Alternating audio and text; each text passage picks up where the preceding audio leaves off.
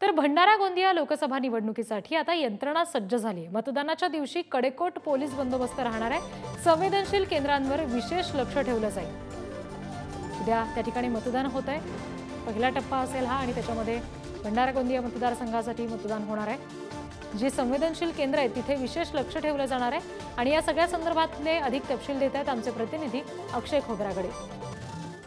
गोंदिया मतदारसंघातील निवडणूक ही पहिल्या टप्प्यात पार पडणार असून 19 तारखेला निवडणूक होणार आहे। यासाठी आता मी सध्या उभा आहे भंडारा शहरातील कवायती मैदानावर। या मैदानामध्ये पोलिसांचा तगडा बंदोबस्त करण्यात आलेला आहे। तर भंडारा गोंदिया लोकसभा मतदारसंघातील निवडणूक पार पडण्यासाठी 280 बसेसची व्यवस्था करण्यात आलेली आहे।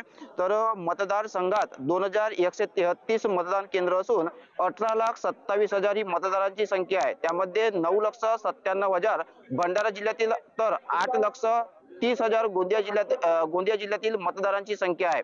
गृह मतदान प्रक्रियेत 1301 नागरिकांनी अर्ज दिले होते। त्यापैकी 1283 मतदारांनी सहभाग घेतला आहे। मतदान पथकांना मतदान केंद्रावर रवाना होण्यासाठी भंडाऱ्यात 140 तर गोंदिया जिल्ह्यात 140 अशा 280 बसेसची व्यवस्था करण्यात आलेली आहे। मतदान पथकांची वाहतूक करणाऱ्या गाड्यावरील GPS यंत्रणा कार्यान्वित करण्यात आलेली आहे। आता हे मतदान प्रक्रिया योग्य रीतीने पार पडावी यासाठी पोलिसांचा तगडा बंदोबस्त सुद्धा करण्यात आलेला आहे। अक्षय खोब्रागडे, पुढारी न्यूज, भंडारा।